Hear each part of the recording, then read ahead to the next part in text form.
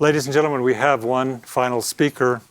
This is an extraordinary man, a person that I've grown to really like. I would say love, but I love this man. Jeffrey Sachs. He is a person who's been in our world a leader for many years.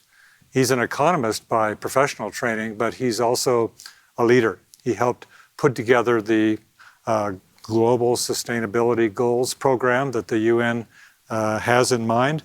He helped with the Global Millennial Goals a few decades ago. He, from his heart, cares a great deal about the future. He cares about you, and he's an organizer. I've never seen such a person. I'm always afraid to be in the same room with him because he gets me working and supporting him in various ways right away. And I'm very, very pleased to introduce Jeffrey Sachs, who's, I think, coming to us live from New York right now. Jeffrey, are you here? Are you in the? I'm with you, Jack. Are you in the Poconos? Where are you at? In the Poconos right Poconos, now. Yeah, right. Absolutely.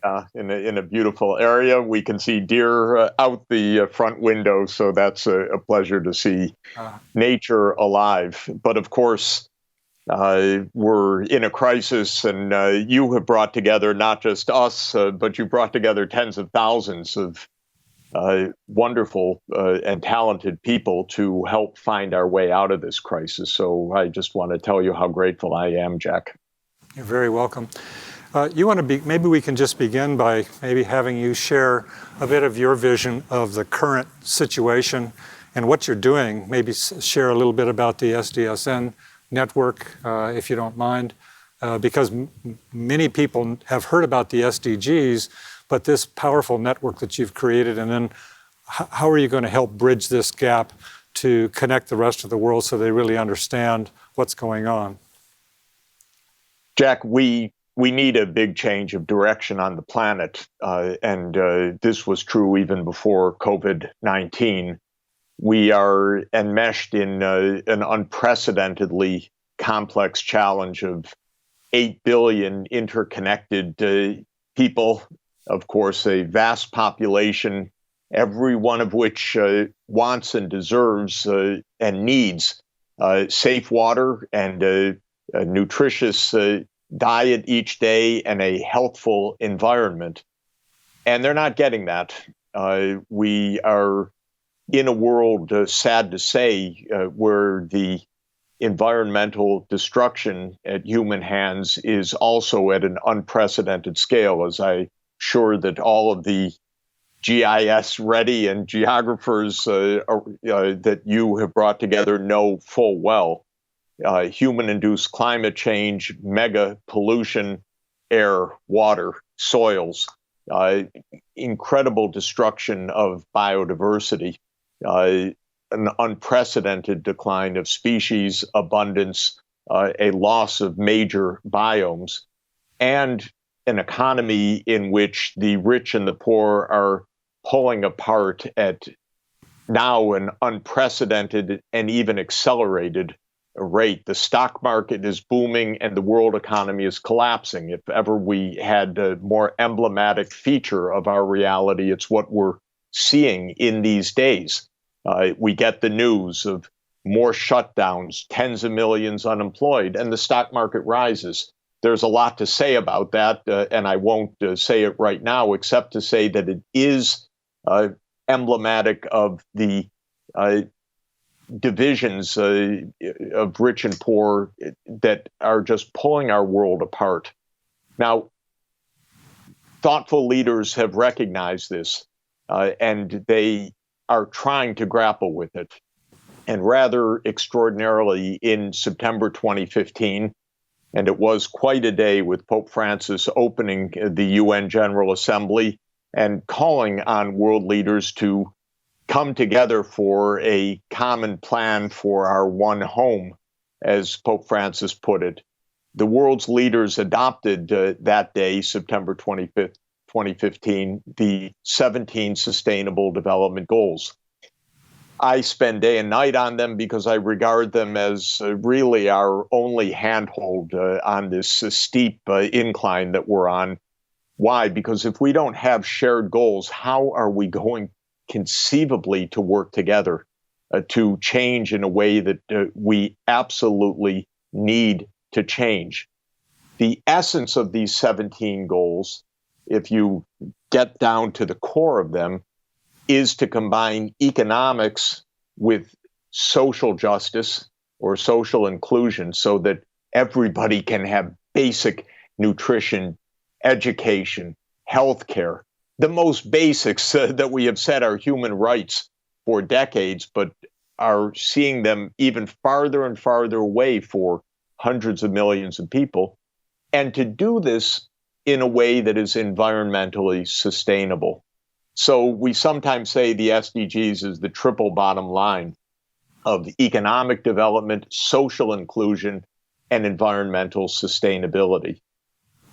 When this was just getting underway and I was serving as special advisor to then Secretary General Ban Ki-moon, he and I decided to embark on a global network of academic leaders, scientists, thought leaders, and especially the universities around the world to get together to support what were then goals under negotiation and now are goals that we're desperately trying to make progress on and to achieve.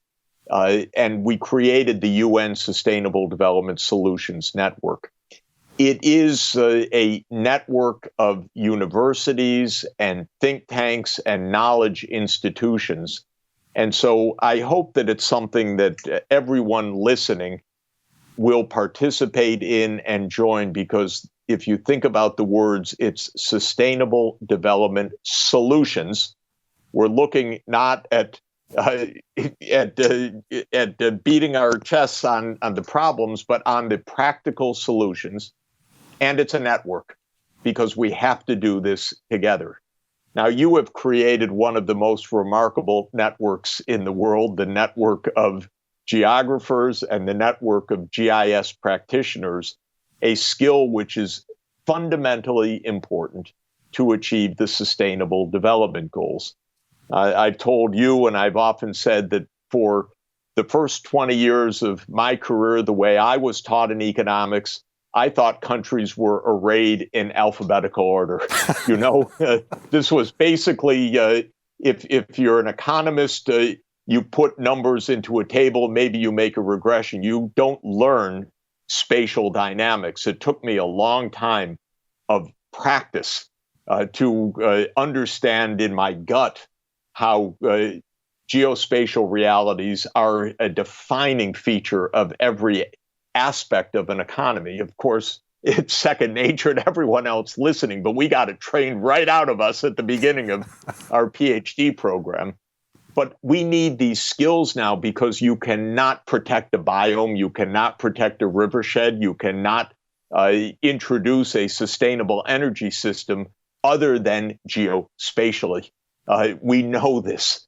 We can't contain COVID, whether it's within a city or understanding its spread globally, without a geospatial knowledge of the transmission dynamics, of the geospatial epidemiology of this disease. Yesterday, Jack, I was on a call with the head of geospatial data for Colombia, which has taken through your platforms and your tools the city of Bogota down to the building level, integrated with the census data to see where the vulnerable populations are, added in the epidemiological data of where the infections are taking place, and are using this to make the planning to contain this pandemic.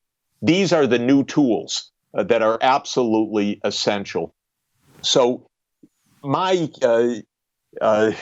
plea and urgent message for everybody is that the SDGs are not some vague, bureaucratic UN, whatever that some people might think. They are the only globally agreed objectives that we share on the planet. And while it is true that they are fragile and could just disappear into the bureaucracy. If we don't have shared goals, we cannot make a decent planet, because nothing can be done only one place at a time. We are so profoundly interconnected that we need the global scale, the regional supranational scale, the national scale, the local scale. That is what GIS enables us to do. When you look at one of your maps, you start with the world, you hone in, hone in, hone in, and it is those multi-scale understandings and the ability to work across scales that is at the core of achieving a sustainable and fair planet. Now, let me say, most of our governments actually don't know how to do this. And it's not surprising. It's complex. And given politics, I'm sorry to say, complexity is not exactly the challenge that our politicians are after. They're after winning elections. They don't necessarily master the complexity. And that's why we need the knowledge communities in the world to step forward with solutions. I've been advising governments and heads of state for 35 years nonstop now. They actually don't want typically long explanations. They want, what should I do? How can we do this? Do you have a plan? Can you show me a map? Can you show me how we can move forward in a practical way? And then most will grab at it if it's something that can work, if it's something that is implementable. And that is why I think the solution concept is absolutely the essential concept. And Jack, what you have made possible in recent months, and I want to mention in just the remaining minutes that we have together with National Geographic and Esri's incredible team, is to make the SDGs alive, not again in something you read about in an annual report, which looks back and says, how did we do? As if you're driving a car by looking only backwards, or trying to find your way only walking backwards. You have made it possible for us to look at the SDGs every day. And that's what I would like the people listening and joining in this conference and in the afternoon meeting that we'll be having on this to help. We've launched SDGstoday.org with you. SDGstoday.org is real-time SDG metrics and monitoring. The goal is to know where the deforestation is taking place now, not to read about it in the history books, but to be able to manage and stop it now, where the illegal fishing is taking place, where the hunger hotspots are taking place. And we heard that great demonstration of the geocards. SDGs Today is based on that geocard analytics and tool delivery. It uses the framework of the 17 SDGs, which we align as 3 rows of 6 with the square on the bottom right of SDGs. But it uses these as geocards, saying that for every one of the SDGs, we can measure them in real time. We can understand the poverty or the hunger crises or the disease crisis, as with COVID, or now measuring in real time the tragic reality of where children are out of school because it's not safe for them to be in school. And UNESCO is pulling together those data from all over the world. Or where women are leading, SDG number 5 for gender equality. And Jack, I think we have to say, we'll just say it in secret among the two of us and everyone else listening, that where the women are leading, they're doing vastly better in containing the pandemic than where the men are leading. This is statistically, I think, an irrefutable point, by the way. But we can measure every day where that is taking place, and so on and so forth with deforestation, with drought, as we saw earlier in your discussion this hour, with now real-time data on greenhouse gas emissions, which was work underway in the COVID context, but because of SDGstoday.org, I reached out to the leader of that team, who is curating a network on real-time greenhouse gas emissions for the first time, a professor at Tsinghua University in China who has a whole team. And he said, absolutely, let's get this on the data set.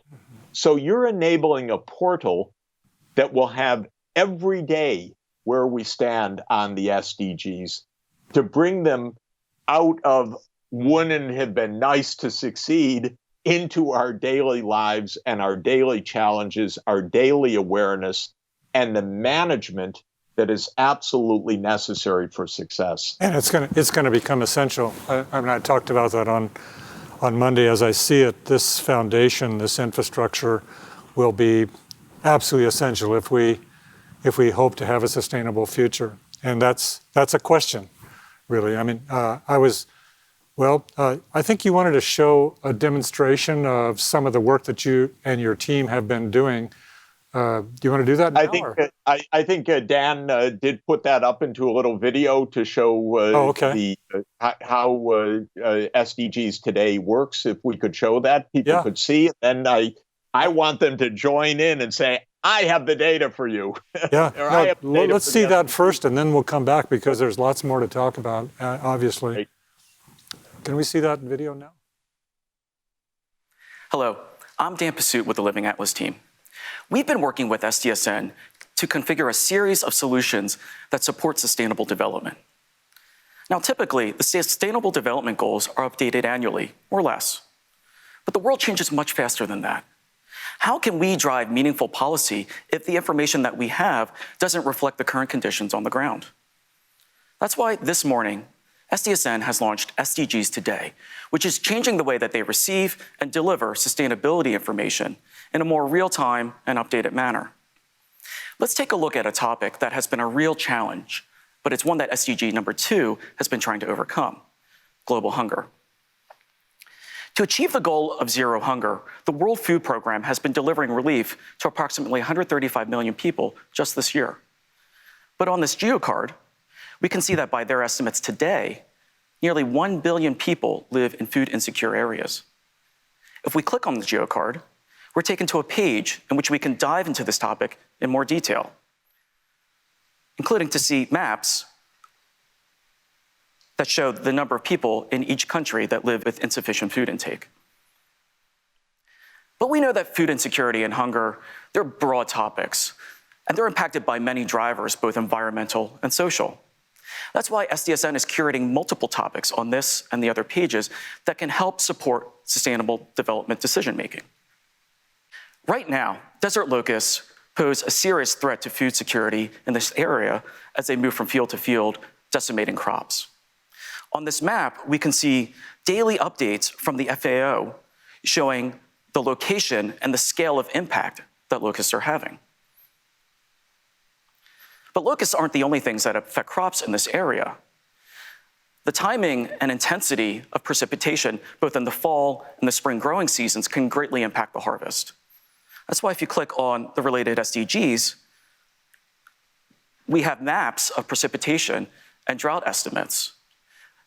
And if you click on the area, we can see that in the fall growing season, there were heavy rains and floods that greatly affected crops in this area.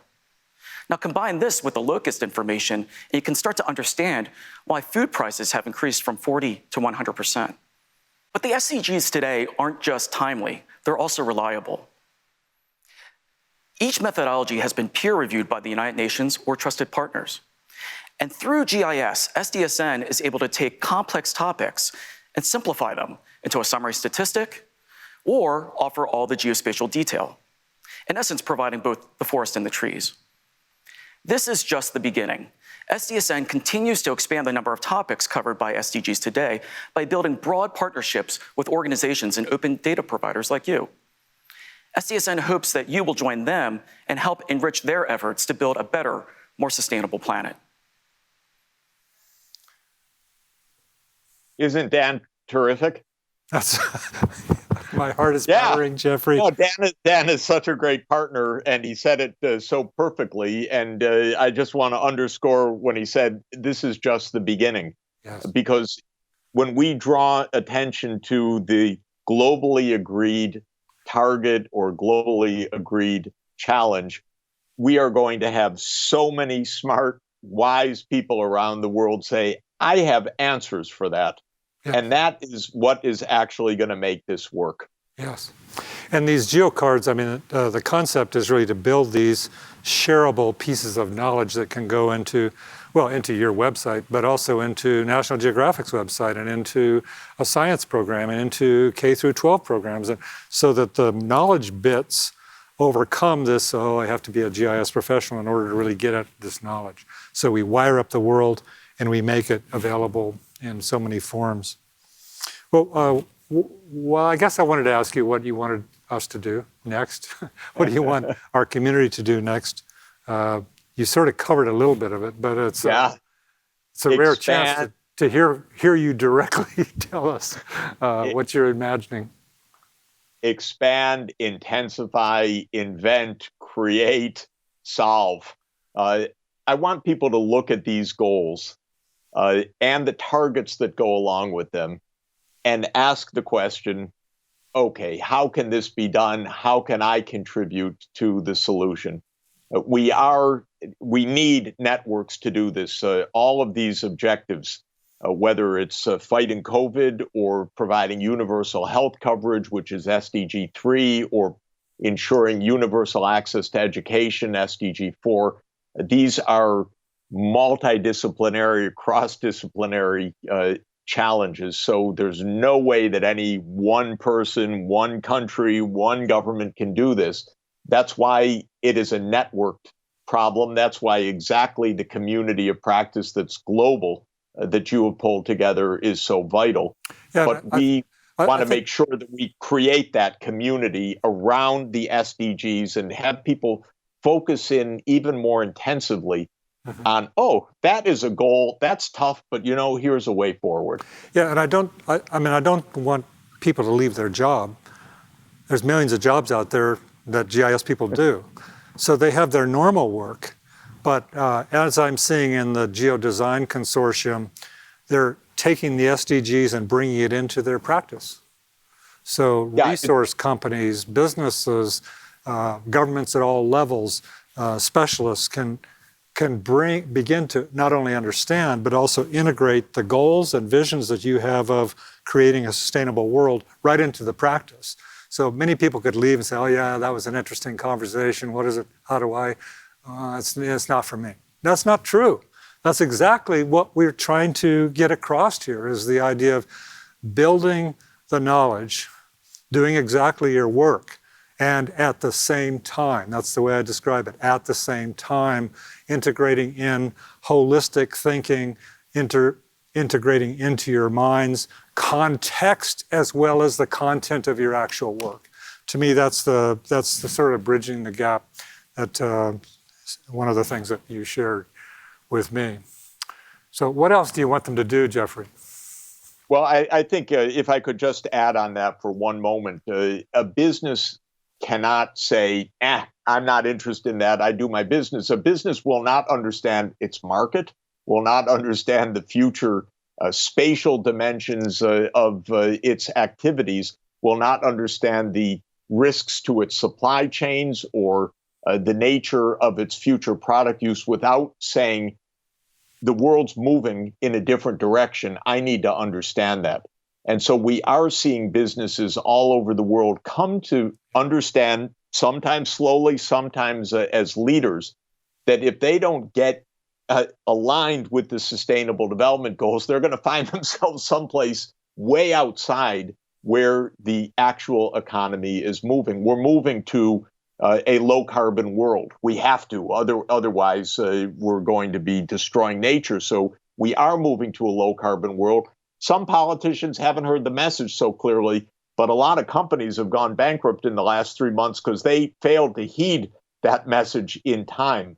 I'm hearing, Jack, from a lot of companies, help us get aligned with this, because we understand this is really the future of our survival as a business. So it's a very practical matter as well. Similarly, if you're in a city government, the kind of infrastructure that is going to be core for your city, how are electric vehicles, which we will be driving, how are they going to change the use of the city's streets? How is e-commerce or the digital economy going to change the planning? This is core for GIS modeling, of course, for geospatial modeling. It means that the SDGs, as you said, are not something outside. They're something intrinsic in the way the world has to act if we're going to have the kind of future that I think all of us desperately want. Yeah, and it's not just our organizations, of course, it's our own personal lives. So it's about being geospatially conscious. What I mean by that is how we as individuals and how our organizations, as you said in the very beginning, Jeffrey, are interconnected with all of it. And so it is a kind of consciousness development, but your work in driving it home in practical ways with information products that support that understanding is going to be key. Just like it did in COVID, people, they stayed at home, they reacted because they had the knowledge.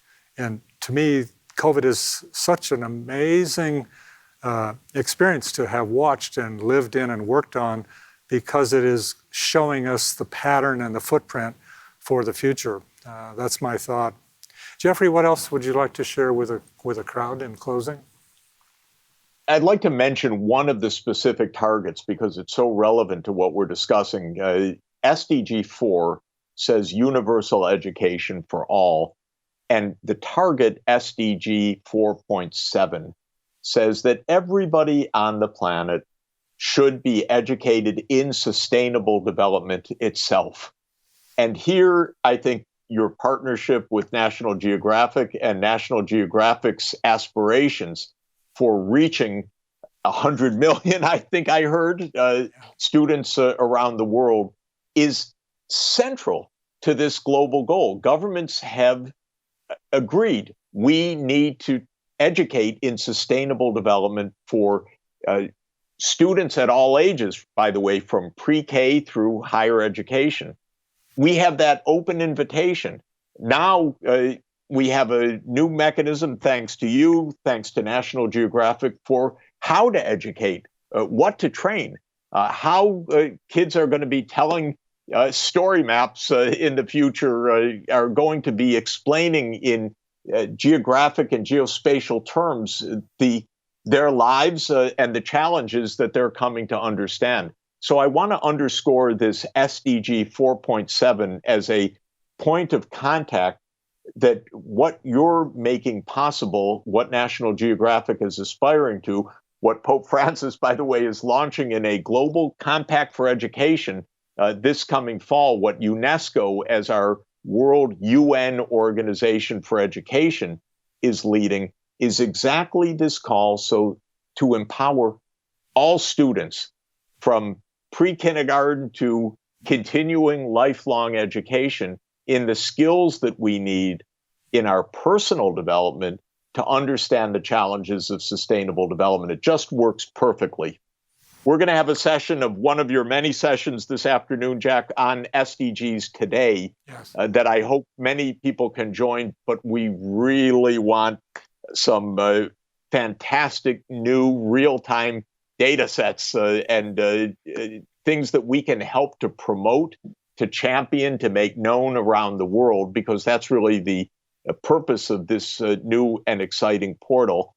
And I did want to mention that if you want to reach out by email, you have to remember two things. It's SDGs Today at UNSDSN.org. So put the concept SDGs Today and the UN Sustainable Development Solutions Network.org. And if people forget that, it's just sachs@columbia.edu. So they can always find me at the university, and that's easy enough. But SDGs Today at UNSDSN.org. That's fantastic, Jeffrey. I hope you listening in all over the world are as excited as I am listening to Jeffrey. It's motivating to me. It means doubling down, doing more. And you have my commitment, Jeffrey, to support you in this effort. And likewise. Also, look at your partners, look at the SDSN partners around the world. Volunteer, help them.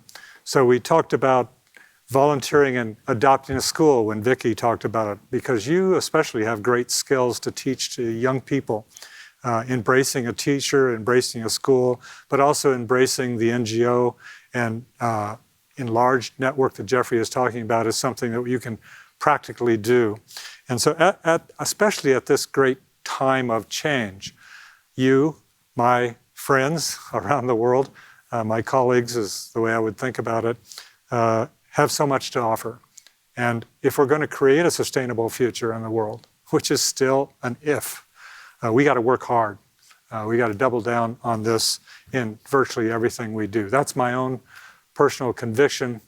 It's why I got started in this field. It's why I still am totally all in.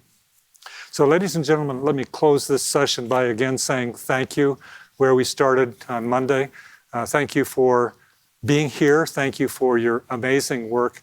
Thank you for listening to us in how we think about the world.